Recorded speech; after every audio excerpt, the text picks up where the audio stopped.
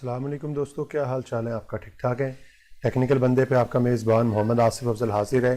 दोस्तों आज मैं आपको बताऊंगा कि आप किस तरह से लाइनक्स सर्वर को जो है वो वर्चुअल मशीन के अंदर जो है इंस्टॉल कर सकते हैं। हम वर्चुअल मशीन क्रिएशन से स्टार्ट काम करते हैं और उसके बाद जो है अपनी लाइनक्स जो है वो इंस्टॉल करनी स्टार्ट करते हैं। सबसे पहले आप न्यू पे क्लिक करेंगे तो इससे आपकी जो है वो एक वर्चुअल मशीन क्रिएट होनी शुरू हो जाएगी। मैं यहाँ पे फर्स्ट कर इस तरह कर लेता हूँ, लाइनक्स सर्वर कर लेता हूँ। देखें जैसे ही मैंने लाइनक्स सर्वर यहाँ पे लिखना शुरू किया जो है उसने यहाँ पे नीचे वाली जो ऑप्शन है वो चेंज कर दी है। यहाँ पे आप जो सेलेक्ट कर सकते हैं कि लाइनक्स का कौन सा वर्जन है आपके पास जो है। अगर आपका वर्जन यहाँ पे है तो ठीक है, नहीं तो आप जो है वो इसे अदर करके जो है वो लेके जा सकते हैं। क्योंकि मेरे पास जो है उबंटू है तो उबंटू को मैं यहाँ पे सिलेक्ट कर लेता हूँ और सिलेक्ट करने के बाद मैं फिर जो है वो नेक्स्ट पे क्लिक कर देता हूँ। यहाँ पे आपने याद रखें कि दो मोड्स हैं आपके जो है, एक एक्सपर्ट मोड है और एक आपका जो है गाइडेड मोड होता है। फिलहाल मैं जो है वो गाइडेड मोड में जा रहा हूँ। गाइडेड मोड ज़्यादा बेहतर है बिगिनर्स के लिए। उसकी रीज़न ये है कि आपसे ये स्टेप बाय स्टेप सारी चीज़ें पूछता है। मिसाल तौर पे जैसे मैं नेक्स्ट पे क्लिक करूँगा, अब यहाँ पे वो पूछ रहा है कि आपने मेमोरी साइज से जो है वो कितना देना है। आप मेमोरी से ज़्यादा भी दे सकते हैं, लेकिन रिकमेंडेड जो उसने सेलेक्ट की हुई है वो इनफ है। आपने 1 GB जो स्पेस है वो इसे दे दी है मेमोरी के अंदर जो है, और ये 1 GB आपकी जो है वो यूज़ करेगा। नेक्स्ट पे क्लिक कर देंगे। यहाँ पे आप जो है वो अभी चूँकि एक नई जो है वो क्रिएट करना चाह रहे हैं, वर्चुअल मशीन क्रिएट करना चाह रहे हैं, उसके साथ आप एक जो है वर्चुअल हार्ड डिस्क भी जो है वो क्रिएट कर लेंगे।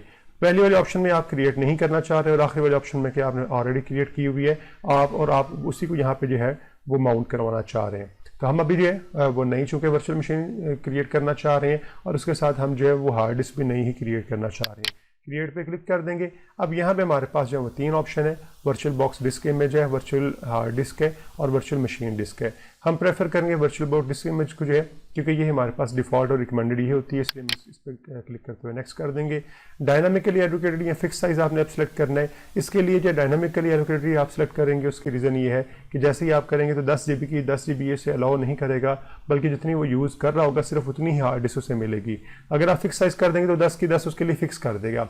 लेकिन डायनामिकली एलोकेशन में ये होगा कि आपने जितनी जो स्पेस रखी है वो सारी यूज़ नहीं हो रही, बल्कि जितनी उसमें से यूज़ होगी सिर्फ वो उसे दे दिया करेगा।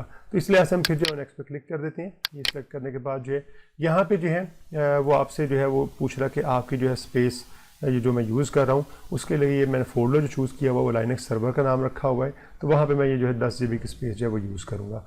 आप क्रिएट कर दें और क्रिएट करने के बाद यहाँ पे हमारे पास अगर आप देखें तो आपकी जो वर्चुअल मशीन है वो क्रिएट हो चुकी हुई है।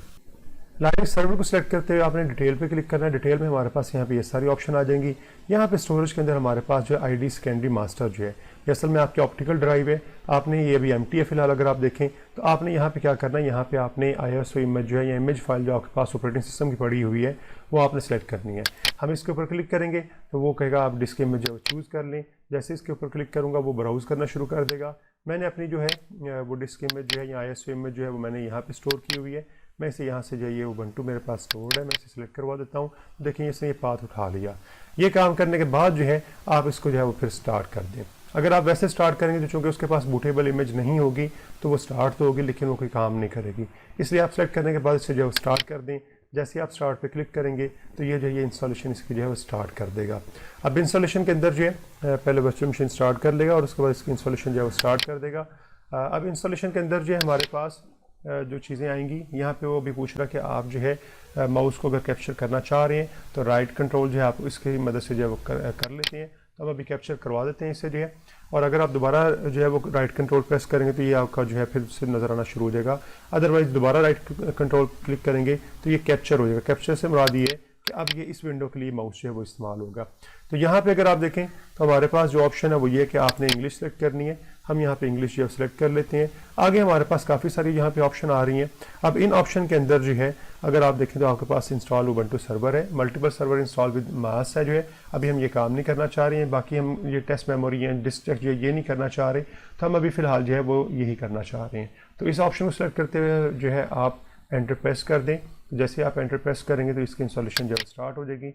अब इसके इंस्टॉलेशन के अंदर जो है सिंपल अगर आप उबंटू जो है वो इंस्टॉल करते हैं तो वो आपसे इतनी ज़्यादा चीज़ें नहीं पूछता, लेकिन जैसे ही आप जो है ये इंस्टॉल करते हैं सर्वर जो है तो आपको काफ़ी सारी कॉन्फ़िगरेशन जो है वो साथ साथ करनी पड़ती है। तो अब हम यहाँ पे ज़रा 1 बाय 1 जो है देख लेंगे कि जो जो हमसे चीज़ें पूछेगा तो हम उसको जो है सेलेक्ट कर लेते हैं। सबसे पहले जो है हमारे पास वो लैंग्वेज की बात कर रहा है कि आपने लैंग्वेज कौन सी सेलेक्ट करनी है।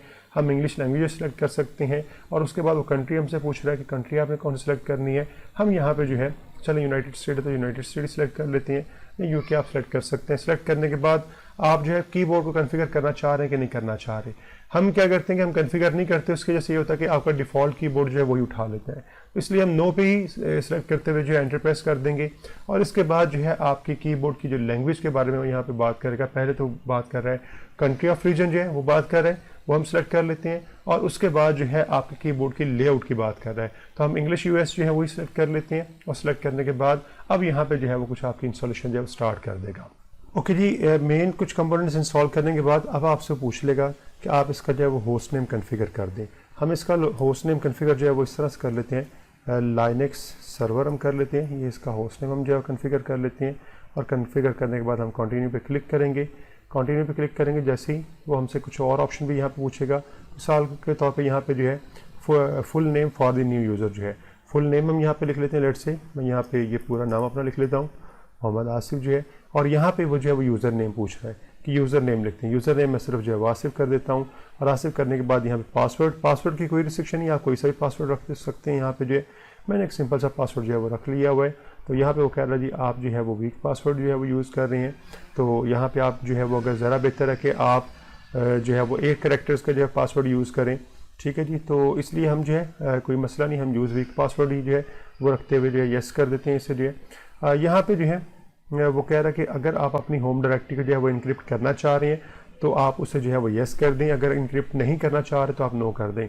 अगर आपने रिस्ट्रिक्शन लगानी है, आपने डाटा को ज़्यादा जो है वो सेव करना है तो आप इनक्रिप्ट कर सकते हैं, अदरवाइज़ जो है वो आप एंटर पे प्रेस कर दें, यानी नो पे रहते हुए आप एंटर पे प्रेस कर दें।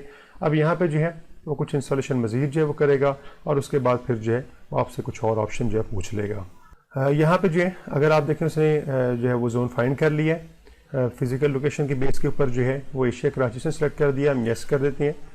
ओके, और इसके बाद अब कुछ ऑप्शन जो है वो भी आपसे और पूछेगा जी। यहाँ पे जो है वो आपसे पार्टीशंस के बारे में पूछ रहे हैं। पार्टीशन जो है आपके पास गाइडेड मोड भी है और आपके पास मैनुअल मोड भी है।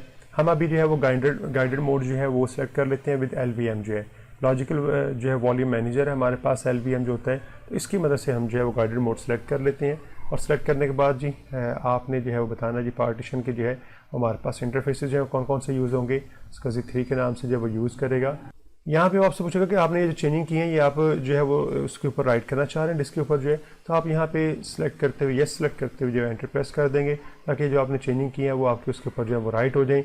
अब इसके अंदर जो है वो साइज़ पूछ रहा है कि साइज़ आपका 10.5 GB है, चूँकि हमने 10 रखा हुआ था तो 10.5 जो है यहाँ पे जो है वो आपको सिलेक्ट शो करवा रहा होगा।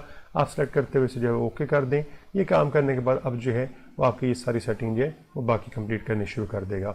अब यहाँ पे जो है हमारे पास पार्टीशन डिस्क के बारे में वो बात कर रहा है कि आपने जो सारी चेंजिंग की हैं इसे आप जो है वो चेंज कर राइट करना चाह रहे हैं डिस्क के ऊपर जो है, तो हम यहाँ पे भी यस कर देंगे ताकि वो ये सारी चेंजिंग जो है वो उसके ऊपर जो है वो राइट कर दे।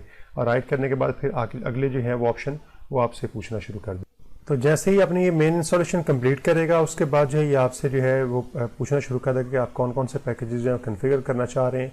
जिस तरह यहाँ पे हमारे पास जो HTTP प्रॉक्सी जो है, अगर आप उसको जो है वो कन्फिगर करना चाह रहे हैं तो आप इसे यहाँ पे कन्फिगर कर सकते हैं, और अगर आप बाद में इसे जो है कन्फिगर करना चाह रहे हैं तो हम इसे बाद में भी जो है कन्फिगर कर सकते हैं। इसलिए हमें अभी कंटिन्यू कर देते हैं और इसकी जो बाकी हमारे पास इंस्टॉलेशन है वो कंप्लीट होगी, और उसके बाद फिर जो है ये कुछ और हमसे कन्फिगरेशन पूछेगा कि आप जो सेट करना चाह रहे हैं वो यहाँ पर बता दें जो है। अच्छा, इसके बाद आपसे वो पूछेगा कि आप इससे जो है वो ऑटोमेटिक अपडेट करना चाह रहे हैं कि नहीं करना चाह रहे। तो फिलहाल हम अभी से जो है वो नो ऑटोमेटिक अपडेट पे क्लिक करते हुए जो सेलेक्ट कर देते हैं, और ये जो है इसके बाद आपसे कुछ और कन्फिगरेशन पूछेगा। जिस तरह यहाँ पे पूछ रहा है कि आप कौन कौन से सर्वर जो है वो इंस्टॉल करना चाह रहे हैं। फिलहाल हम अभी जो है वो OpenSSH सर्वर जो है वो इंस्टॉल कर लेते हैं, बाकी सर्वर हम जो है वो बाद में कन्फिगर करेंगे। तो ये सेलेक्ट करने के बाद हम इसे ओके कर देते हैं, तो ये कुछ ही देर में इसकी जो इंस्टॉलेशन है वो कम्प्लीट हो जाएगी। अब यहाँ पे आपसे जो है वो ग्रब बूट लोडर के बारे में पूछ रहा है कि आप उसे इंस्टॉल करना चाह रहे हैं कि नहीं चाह रहे। अगर आपका ये जो है फर्स्ट ऑपरेटिंग सिस्टम है, सिस्टम के ऊपर जिस तरह ये वर्चुअल मशीन के ऊपर चूँकि फर्स्ट ऑपरेटिंग सिस्टम है, तो आप इसे जो है फिर वो इंस्टॉल कर लें साथ जो है। तो हम यस पे क्लिक कर देंगे और ये ग्रब बूट लोडर को जो है वो इंस्टॉलेशन स्टार्ट कर देगा। और यहाँ पे अब हमें जो है वो मैसेज दे रहा है कि आपकी इंस्टॉलेशन जो है कंप्लीट हो चुकी हुई है। तो आप यहाँ पे जैसे कंटिन्यू पे क्लिक करेंगे तो वो ये काम करने के फ़ौरन बाद जो है इसको रीस्टार्ट करेगा, जिसके बाद आपका जो है वो लाइनक्स सर्वर जो है वो इंस्टॉल होके आपके सामने काम स्टार्ट कर देगा। अब यहाँ पे जो है हमारा ये रीस्टार्ट हो गया हुआ है। यहाँ पे जो है वो हम उबंटू जो है उसे स्टार्ट कर देते हैं। ये ऑटोमेटिकली जो है वो उबंटू को स्टार्ट कर देगा और स्टार्ट करने के बाद एक कुछ कॉन्फ़िगरेशन यहाँ पे जो है वो ओके करने के बाद, चेक करने के बाद जो है आपका सर्वर जो है वो स्टार्ट कर देगा। अब आपका उबंटू सर्वर जो अगर आप यहाँ पे ऊपर देखें तो नज़र आ रहा है कि वो हमारा स्टार्ट हो गया हुआ है। अब यहाँ पे वो पूछ रहा है कि आप अपना जो है वो लॉगिन करें। लॉगिन के लिए हमारे पास जो यूज़र नेम था वो हमारे पास था आसिफ, और इसके लिए जो पासवर्ड था हमारे पास वो 123 था। पासवर्ड यहाँ पे वो शो नहीं करेगा, इसलिए आपने लिखने के बाद जो है वो एंटर प्रेस कर देना है। अब यहाँ पे अगर आप देखें तो हमारा ये जो है वो लाइनक्स सर्वर जो है स्टार्ट हो चुका हुआ है।